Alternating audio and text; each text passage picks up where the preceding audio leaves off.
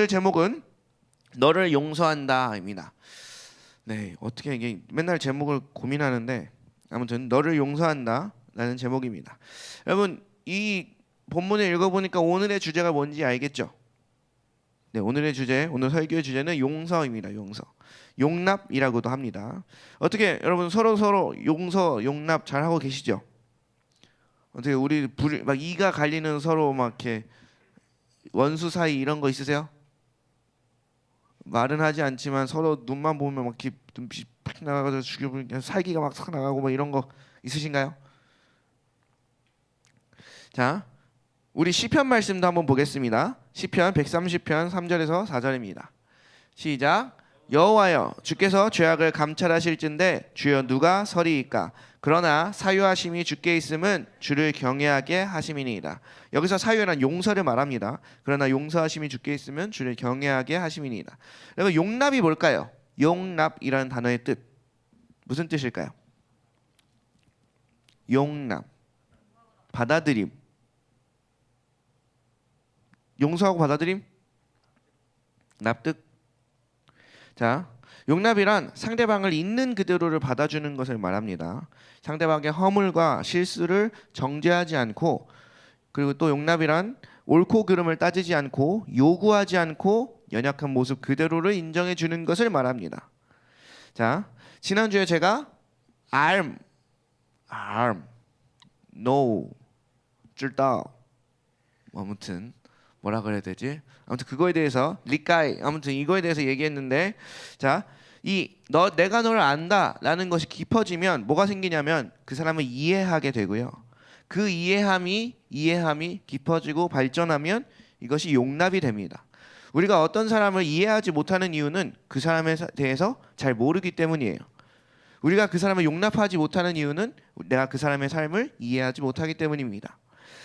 우리가 이해가 깊어지면, 우리가 그 사람을 잘 알면 그 사람을 이해하게 되고, 그 이해가 깊어지면 용납할 수 있게 됩니다. 하나님은 우리를 용납하시는 분이십니다. 아멘. 여러분들은 지금 용납받고 계신 겁니다. 이걸 믿으세요? 지금 이 순간도 하나님 앞에 용납을 받고 있어요.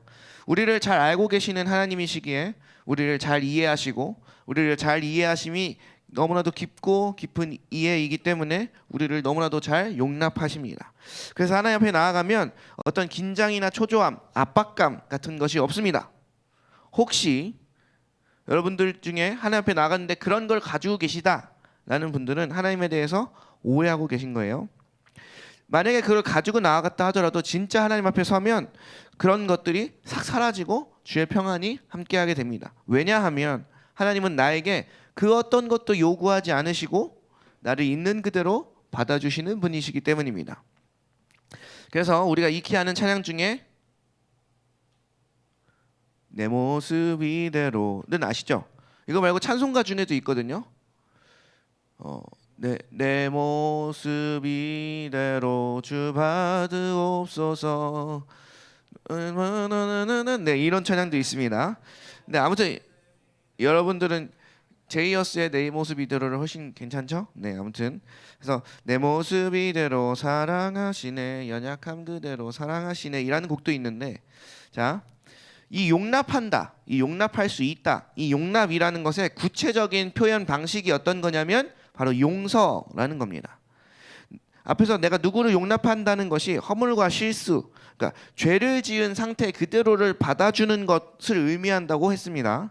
그래서 여기서 착각하지 말아야 될 건, 용납은 상대방에 대해서 참고 있는 상태가 내가 용납해주고 있어가 아니에요. 네. 그것은 용납을 못하고 있는 겁니다. 내가 널 용서하고 있는 거야가 아니라고.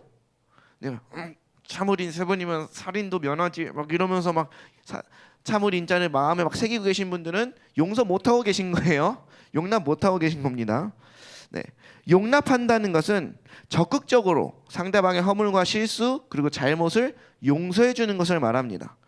우리에게 소망이 되는 진리 중에 하나는 하나님은 우리 모든 허물과 실수의 죄를 용서하기를 즐겨 하신다는 겁니다. 아멘.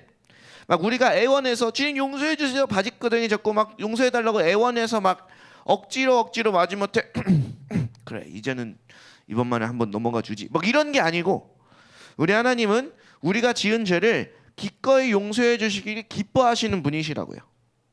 단 회개할 때입니다. 그래서 느헤미야는 이렇게 고백했습니다. 느헤미야서 9장 17절입니다.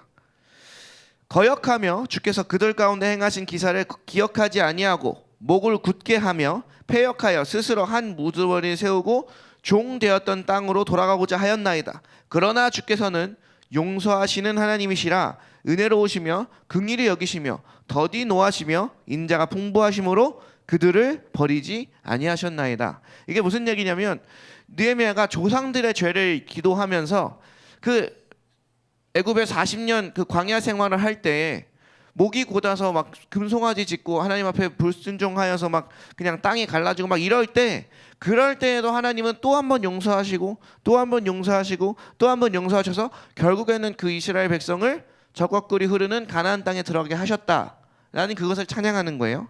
여러분, 그러면 하나님은 우리의 죄를 얼마나 용서하실까? 한 같은 죄를 100번 지으면 그때부터는 용서가 안 되나? 여러분들은 몇 번쯤 참을 괜찮아요? 여러분 몇 번까지는 용서가 가능해요? 한 번도 용서가 안 돼요? 여러분은 어때요? 친구가 나한테 뭔가 잘못을 했어. 용서를 구해. 한 번 봐줬어. 두 번째 잘못을 했어. 또 용서를 구해. 봐줬어. 이거 몇 번까지 가능해요? 용서를 구하면 다 해줘요? 용서를 안 구해요? 한 5번? 5번 이후로 5번이 또 지나서 또 이렇게 그 죄를 지으면, 나한테 잘못을 하면 그때부터는 주먹이 나가나? 아니면 이제 손절? 말을 안 해? 자, 그럼 하나님은 우리가 몇 번씩이나 죄를 지으면 우리 손절하실까? 하나님께 손절각 잡히신 분? 하나님께 손절각 잡히신 분? 네.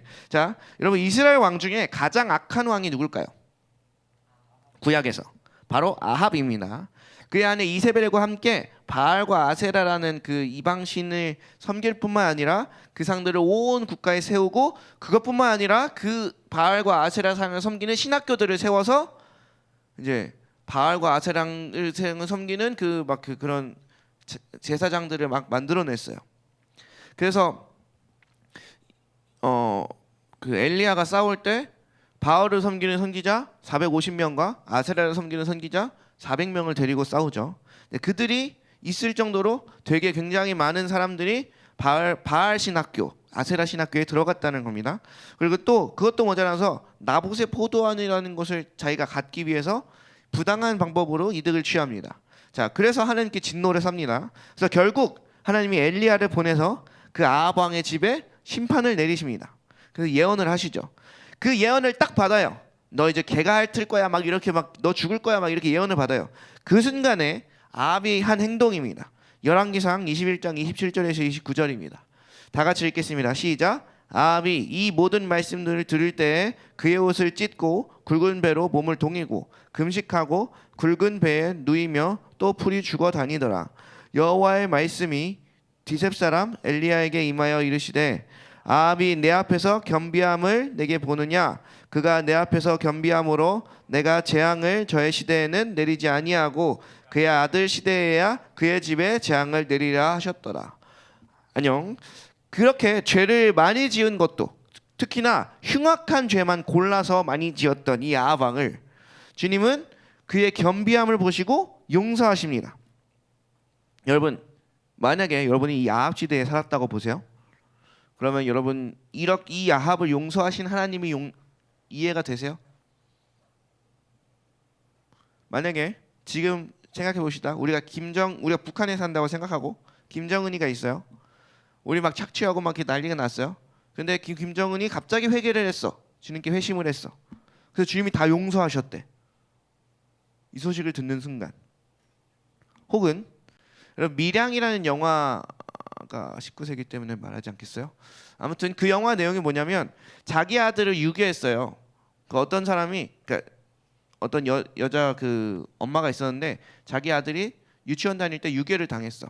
결국에는 그러니까 유괴당한 그 아이가 죽었고, 이제 그 아들이 죽은 상처로 인해서 막 괴로워하다가 주님을 만났어. 그리고 나서 막 주님께 막 마음이 치유되면서 이제는 내 자식을 유괴하여 살해한 그 유괴범을 용서할 마음이 든 거야. 그래서 그 유괴범이 잡혀 있는 교도소로 찾아갑니다. 그 유괴범이 잡혀 있는 교도소로 찾아가서 그 교도소를 면회안을 딱 하는 순간 그 흉악범, 그 유괴하여 죽인 그 유괴범의 얼굴이 너무 평안한 거야. 그러면서 하는 말, 내가 교도소에서 주님을 만나서 주님께 다 용서를 받았습니다. 아들 괴롭힌 건 죄송합니다. 막 이러면서 너무 평안한 거야. 여러분 이러면 어떨 것 같아요? 여러분의 마음은 내 원수가 너무 평안히 지내요. 주님이 다 용서하셨대. 그래서 그 영화에선 나는 용서 안 했는데 주님이 용서하셨다고 평안한 저것 때문에 하나님께 뿔이 납니다. 이제 화가 나는 내용들인데 여러분들은 어떠세요? 여러분들에게 못된 짓을 한 그 사람을 하나님이 용서하셨다. 어떻게 마음이 평안하신가요? 어저께 내 돈 50만 원 너무 많지. 한 5만 원은 갈취해간 그 삥땅 친 범이 갑자기 그 다음날 와가지고 마음이 너무 평하면서 주님께 회개했어. 주님이 날 다 용서하셨대. 할렐루야. 자, 우리가 지금 죽지 않고 살아있는 이유, 주의 심판을 받지 않고 살아있는 이유 또한 우리를 아직도 긍휼히 여기시며 사랑하시며 용서하시는 하나님 때문인 줄 아십니까? 이걸 받아들이고 계시나요? 우리도 하나님의 용납하심 때문에 살고 있다는 사실 기억하고 계시나요? 네. 흉악한 자를 용서한 것이 아하방의 경우였다면 흉악한 성읍을 통째로 용납하신 이야기가 있습니다. 바로 요나서의 이야기죠. 니느웨 성읍의 이야기입니다. 니느웨의 악독함이 하나님 앞에 상달이 됩니다. 그리고 하나님은 그 니느웨를 심판하셔서 40일 만에 무너뜨리기로 계획하세요. 그리고 나서 그걸 요나 선지자에게 전해라 라고 하시죠. 그랬더니 그걸 요나 선지자가 전했어요. 그랬더니 그 성읍 사람들이 이렇게 반응합니다. 요나서 3장 7절에서 10절입니다. 다 같이 읽겠습니다. 시작. 왕과 그의 대신들이 조서를 내려 니느웨에 선포하여 이르되 사람이나 짐승이나 소떼나 양떼나 아무것도 입에 대지 말지니 곧 먹지도 말 것이요 물도 마시지 말 것이며 사람이든지 짐승이든지 다 굵은 베옷을 입을 것이요 힘써 하나님께 부르짖을 것이며 각기 악한 길과 손으로 행한 강포에서 떠날 것이라. 하나님이 뜻을 돌이키시고 그 진노를 그치사 우리가 멸망하지 않게 하시리라. 그렇지 않을 줄을 누가 알겠느냐 한지라. 하나님이 그들이 행한 것은 곧 그 악한 길에서 돌이켜 떠난 것을 보시고 하나님의 뜻을 돌이키사 그들에게 내리려고 하신 말씀하신 재앙을 내리지 아니하시니라. 여러분 니느웨 회개운동은 사실 엄청난 회개운동이에요. 그냥 어느 시대 어느 나라 어느 민족을 통틀어서 이런 식으로 온 민족이 회개한 건 처음 있는 일이야.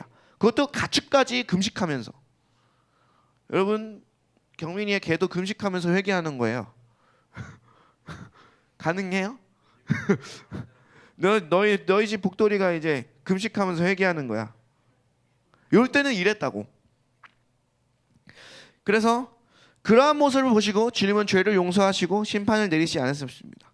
앞에 두 이야기를 통해서 우리가 알 수 있는 사실은 하나님은 우리의 죄와 허물을 용서하기를 즐겨 하신다는 겁니다. 그래서 이사야 1장 18절에 이런 말씀이 나와요. 다 같이 읽겠습니다. 시작. 여호와께서 말씀하시되 오라 우리가 서로 변론하자. 너희의 죄가 주홍 같을지라도 눈과 같이 희어질 것이요 진홍같이 붉을지라도 양털같이 희게 되리라. 또 44장 22절입니다. 시작.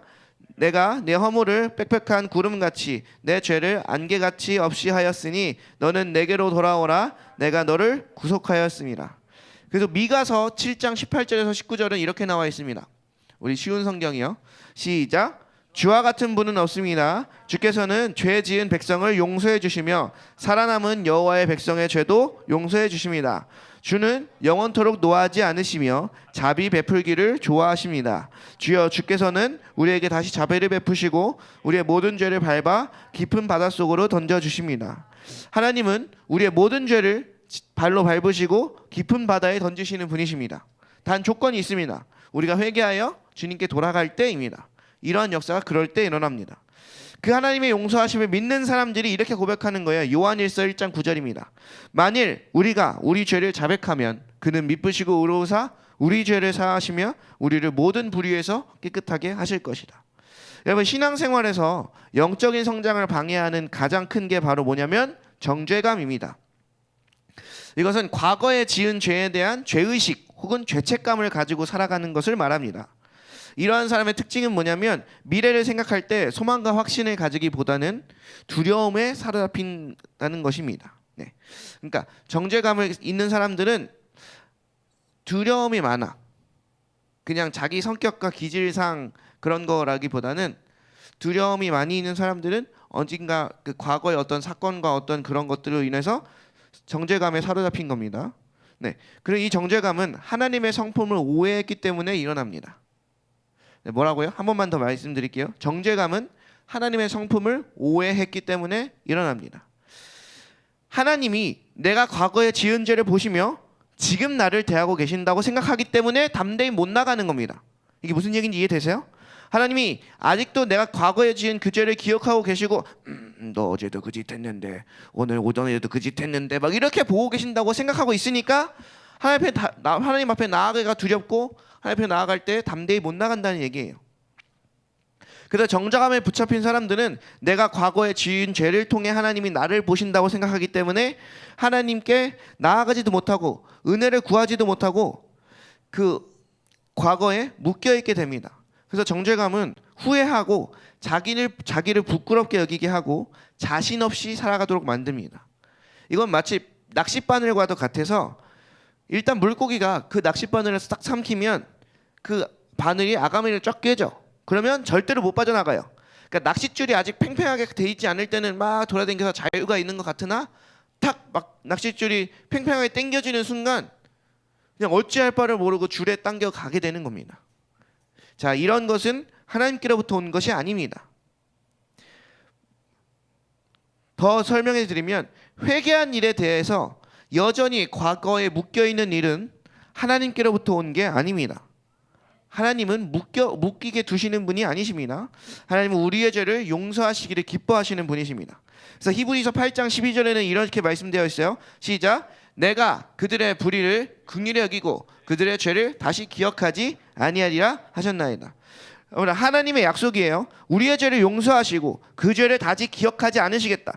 여러분, 전능하신 하나님이 기억하지 않겠다 그러면 진짜 기억에서 사라질까요? 아니면 남겨둘까요? 네, 진짜로 사라져요. 예수님이 언제가 마지막 날일지 나는 모른다. 아버지가 아신다고 되어 있죠. 그럼 진짜 예수님은 모르실까요? 아실까요? 네, 하나님과 한 분이시기 때문에 모르시기도 하고 아시기도 해요. 이게 무슨 얘기냐면 알고자 하면 아실 수 있으나 모르시기로 작정하셨기 때문에 모르시는 거예요. 여러분, 하나님은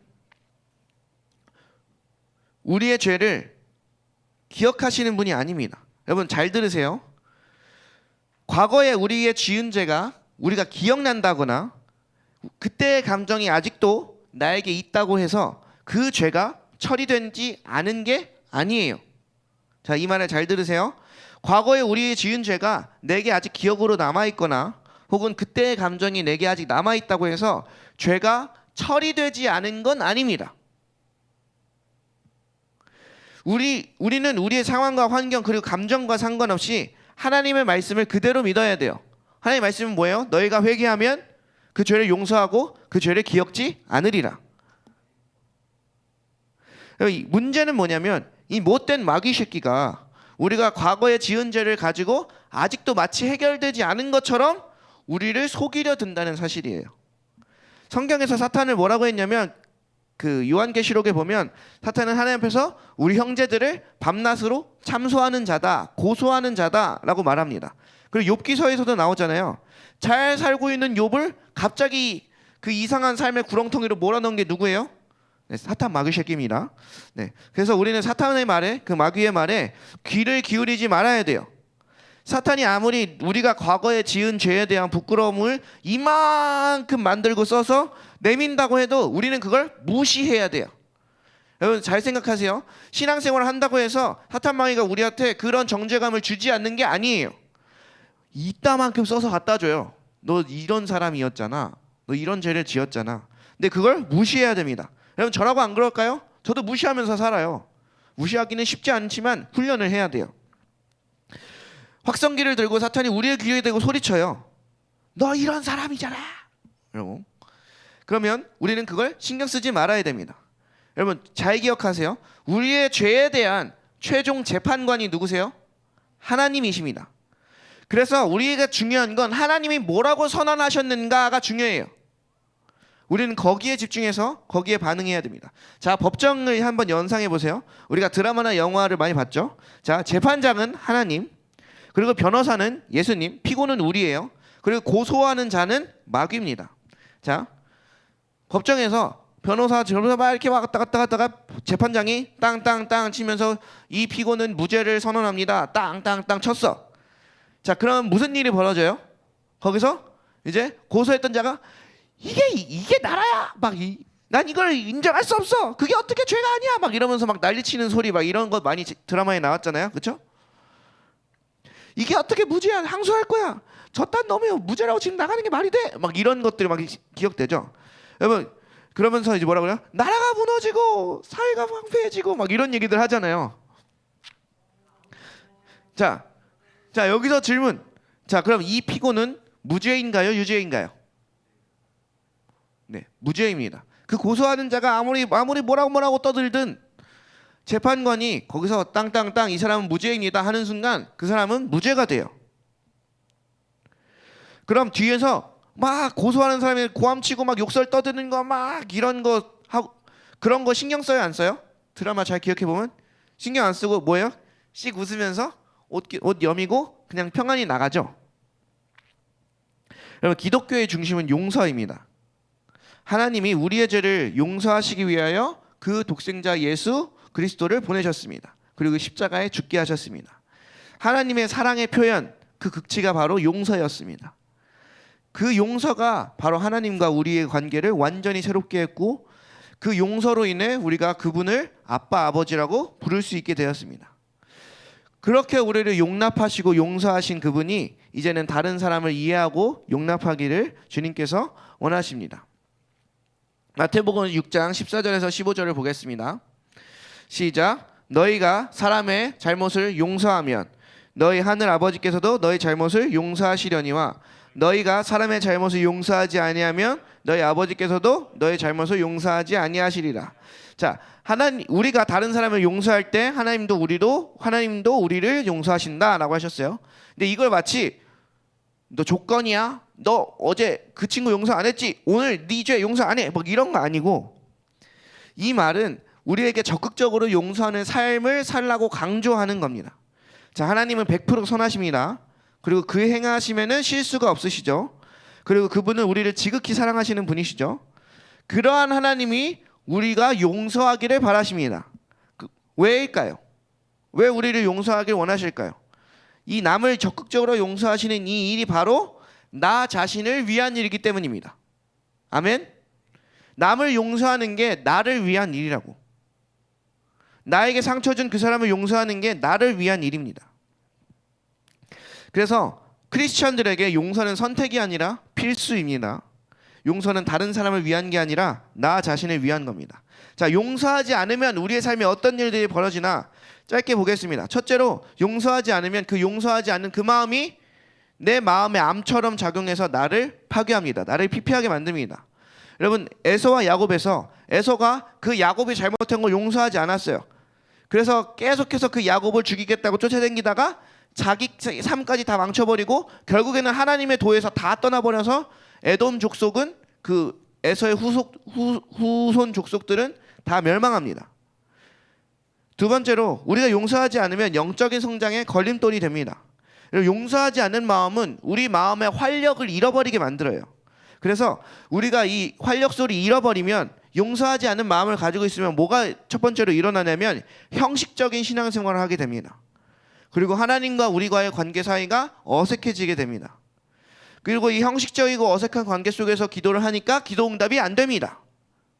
그리고 세 번째로 용서하지 않는 마음을 가지고 있으면 우리 몸이 아프기 시작합니다. 정서적인 것뿐만 아니라 영적으로도 육적으로도 영향을 끼치게 되어 있습니다. 이건 의사들이 의학적으로 밝혀낸 사실이에요. 이제 그 뇌에 영향을 주는 호르몬 그것을 조사하다 보니까 부정적인 반응을 하는 사람들과 긍정적인 반응을 하는 사람들의 뇌에서 나오는 호르몬 자체가 다른 거야. 이제 그 부정적인 행동 중에는 용서하지 않는 것도 포함되어 있고요. 이 긍정적인 행동 속에는 용서하는 삶까지도 포함되어 있습니다. 부정적인 반응을 하는 사람, 이 사람들에게는 노르아드레날린이라는 호르몬이 나오는데 이건 노화를 촉진시키고 빨리 늙어요. 그리고 각종 질병의 원인이 되고 또 호르몬을 추출해서 검사해 보니 어떤 독사의 독보다도 10배 높은 수치의 독성이 발견됐어요. 여러분, 우리가 용서하지 않은 마음을 품고 있으면 독을 내 몸에 품고 있는 거예요. 내 뇌에서 독을 막 살포하고 있는 거랑 똑같은 거예요.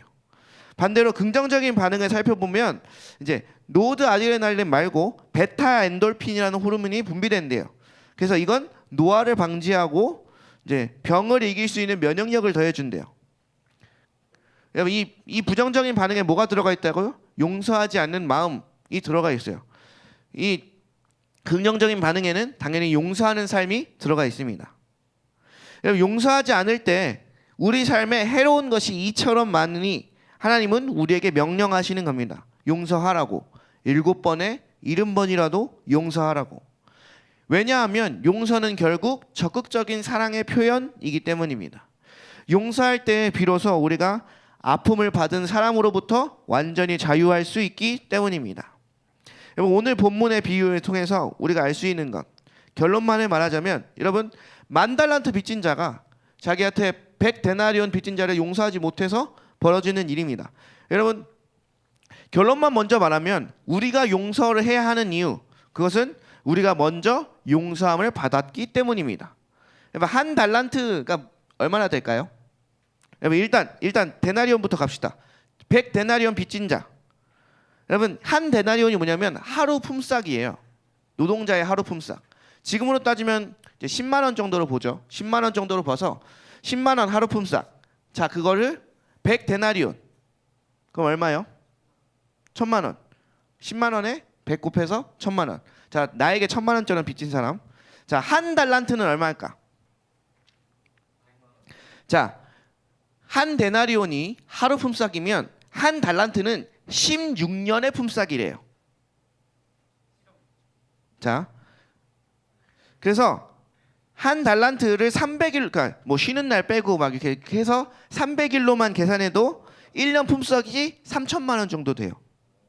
근데 이걸 만년, 1만 달란트라는 건 16만 년의 품삯이에요. 1만 달란트를 갚으려면 나는 16만 년 동안 일해야 돼요. 그래야 갚을 수 있어요. 자, 그래서 1년을 계산하면 3,000만 원인데 그걸 16년으로 계산하면 4억 8천이에요. 이게 1달란트. 4억 8천. 자, 이거 16만 년으로 계산하면 4조 8천억이 됩니다. 자, 내가 탕감받은 건 얼마라고? 4조 8천억. 약 5억. 5조. 약 5조. 우리나라 가장 부자가 이건희 회장이었었는데 이건희 회장의 재산이 얼마인 줄 알아요? 1조 800억이었어요. 개인 재산이. 그 회사 포함하지 않고 개인 재산이 1조 800억. 자, 근데 그 사람도 못 갚아. 자, 우리가 하나님께 지은 죄는 약 5조 정도에 해당하는 죄예요. 그리고 나에게 상처 입힌 그 사람의 죄악은 약 1,000만 원에 해당하는 겁니다. 우리가 하나님께 용서함을 받았다는 것은 마치 5조 원이 하루아침에 내 어깨에 지워져 있다가 사라진 거야. 여러분, 요즘에 여러분 잘 모르겠지만 그 대출을 받아보면 대출이 되게 쉬워져가지고 대출을 받아보면 뭐라고 뜨는지 알아요? 통장에? 마이너스 300만 원 막 이렇게 떠요. 그러니까 이미 내 통장이 마이너스로 시작해. 그래서 거기에 5만 원이 더해지면 마이너스 295만 원 이렇게 돼. 이게 돈을 버는 거예요. 뭐요? 아무튼 그래서 돈을 쓰면 마이너스가 더 늘어. 요즘 그렇게 돼 있는데 여러분, 마이너스 5조부터 시작하는 인생 어때 보여요? 어떻게 살 소망이 있을까요? 여러분 통장 딱 찍었는데 마이너스 5000000000000 찍혀 있어. 돈을 벌어도 40000000000 돈을 또 벌어도 4900000 막 이렇게 돼 있어. 그러면 돈을 얼마나 벌어야 돼? 여러분, 그것을 우리가 죄를 용서받은 것의 크기인 거예요. 우리가 과거와 현재와 미래의 모든 죄를 주님께서 용서하셨다는 크기가 바로 그 정도입니다. 그렇기 때문에 우리도 우리에게 상처 준 사람들을 용서하는 것이 마땅합니다. 하나님은 언제나 우리를 있는 모습 그대로 용납하시고 우리를 긍휼히 여기시고 우리의 죄를 용서하십니다. 그리고 우리에게 이렇게 말씀하세요. 내가 너를 알고 내가 너를 이해하고 내가 너를 있는 모습 그대로 용납하며 내가 너를 용서하고 내가 너를 사랑한다. 우리는 이러한 말씀을 온전히 믿고 온전히 따르는 그 사랑을 실천하는 사람들이 되기를 소망합니다. 네, 우리 이 시간 같이 찬양하고 기도하시죠. 찬양하고 기도하실 때 내 모습 이대로 함께 찬양하겠습니다.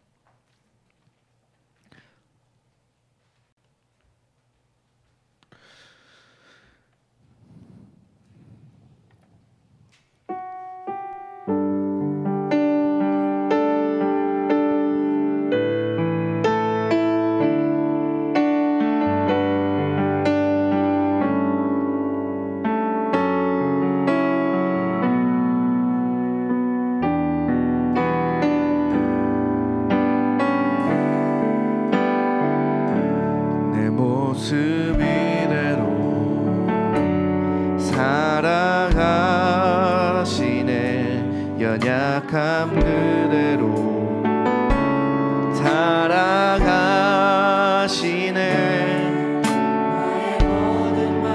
걸음 주가 하시나니 날 인도하소서.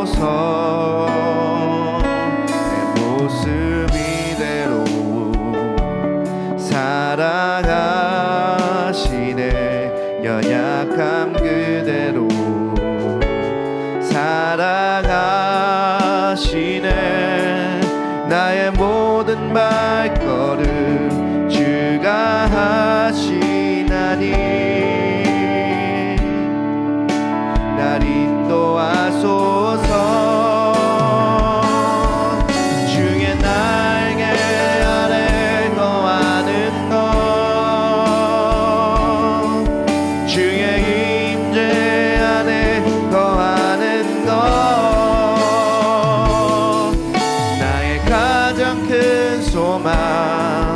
나의 가장 큰 은혜 주와 함께 동행하는 일.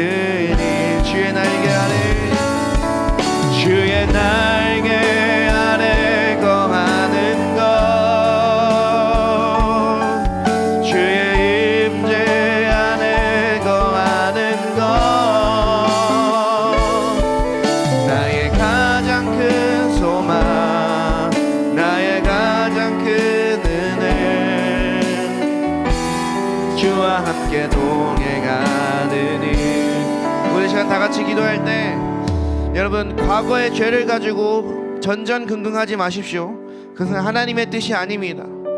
여러분, 죄를 회개했다면, 진심으로 죄를 회개했다면 주님은 그 죄를 기억하지 않으십니다. 그것은 내가 그 죄를 기억하고 있던지 내가 그 죄의 감정을 가지고 있던지와 상관없이 이미 그 죄는 해결받았고 주님은 그 죄를 기억하지 않으신다는 겁니다. 여러분, 시간 함께 기도할 때 우리 안에 있는 모든 죄책감들과 우리 안에 있는 모든 죄의식과 정죄감들을 주님 해결하여 주시옵소서. 아직 미처 고백하지 못한 죄악들이 있다면 회개하시고, 회개했다면 온전한 주의 평안 안에 거할 수 있도록 주님 인도해 달라고 우리 시간 다 같이 주여 한번 부르시고 기도하겠습니다. 주여, 하나님 모두 주님 축복하시고 함께 하시며 우리 가운데 역사하여 주시옵소서. 주님 인도하여 주시옵소서. 임재하여 주시옵소서. 여러분 주여, 우리 가운데 역사하고 있는 모든 죄책감들과 모든 정죄감들이 주여 주 예수 그리스도의 사랑 앞에, 주 예수 그리스도의 용납하심과 그 용서 앞에 주여 다 녹아내리기를 소망합니다. 하나님은 우리를 사랑하시며 하나님은 우리의 죄를 기억지 않으시며 하나님은 우리에게 자비를 베푸시며 우리를 다시금 회복시키고자 하시는 분이신데, 하나님이 여전히 가지고 있는 내 과거의 기억이, 여전히 가지고 있는 내 과거의 감정이 아직도 나를 힘들게 하며 아직도 나를 주님 아직 내가 죄악에 있는 것처럼 속이고 힘들게 만드오니 주여 이 모든 죄책감에서 주님 우리를 건져주시옵소서. 주님 모든 정죄감에서 주여 우리를 건져주시옵소서. 죄를 도말하시며 그 회개한 죄를 기억지 않으시는 주 예수 그리스도의 은혜가 우리 마음 가운데 충만하게 임할 수 있도록 주여 도와주시옵소서.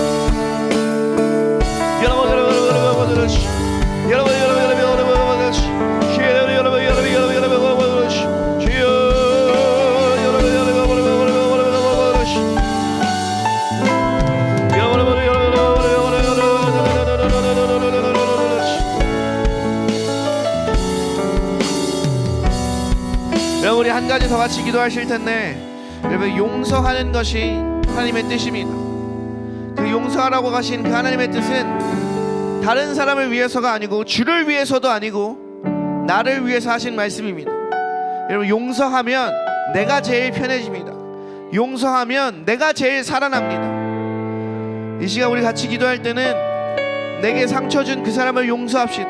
만약에 용서가 안 되는 사람이 있다면 주님께 구하십시오. 주님 내가 이 사람을 용서할 수 있도록 해달라고. 우리 시간 다 같이 마음을 다하여 주여 한번 부르짖고 기도하겠습니다. 주여, 하나님 아버지, 오늘 이 시간 가운데 우리가 온전히 용서하는 삶을 살아가는 사람으로 살아가길 소망합니다.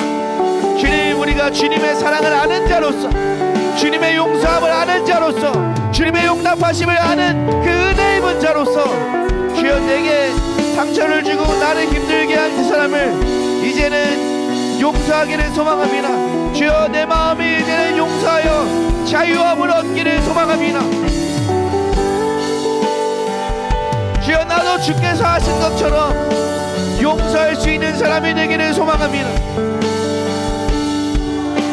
이제는 더 이상 용서하지 않는 마음 때문에 삶이 피폐해지고 내 육신이 피폐해지는 것을 두고 보지 않겠습니다. 하나님 나에게 완전한 자유함이 임할 수 있도록 인도하여 주시고 주님 내게 상처를 준 그 사람을 용서할 수 있도록 주여 내 마음을 만져주시며 주의 사랑을 부어주시옵소서. 1만 달란트 빚진 자가 100데나리오 빚진 자를 용서하지 않아서 그 심판을 받았던 것처럼 주여 나도 주께 받은 그 용납과 그 사랑을 기억하며 내게 상처를 준 그 사람을 용서할 수 있는 자 되기를 소망하오니 주여 우리 마음 가운데 역사하여 주시옵소서.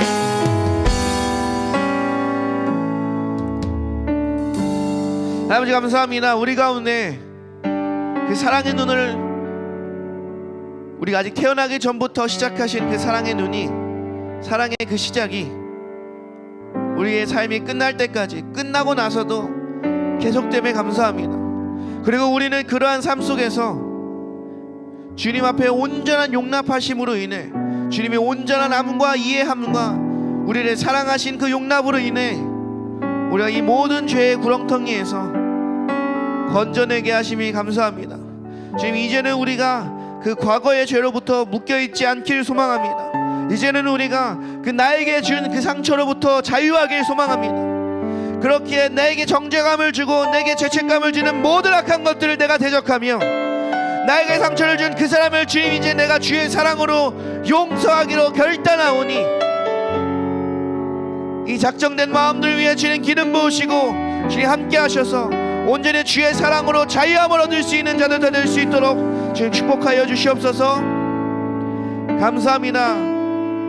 주님 우리는 주의 자녀로 용서하는 자들이며 이 세상을 사랑하는 자들이오니 주의 사랑으로 가득 채워 주시옵소서. 살아계신 예수님의 이름으로 기도드렸습니다. 아멘. 이 시간 다같이 주기도문 하심으로 모든 예배를 마치겠습니다. 하늘에 계신 우리 아버지여, 이름이 거룩하게 받으시오며 나라의 마옵시며 뜻이 하늘에서 이루어진 것 같이 땅에서도 이루어지이다. 오늘날 우리에게 일용할 양식을 주옵시고 우리가 우리에게 죄 지은 자를 사하여 준 것 같이 우리의 죄를 사하여 주옵시고 우리를 시험에 들게 하지 마옵시며 다만 악에서 구하옵소서. 나라와 권세와 영광이 아버지께 영원히 있사옵나이다. 아멘.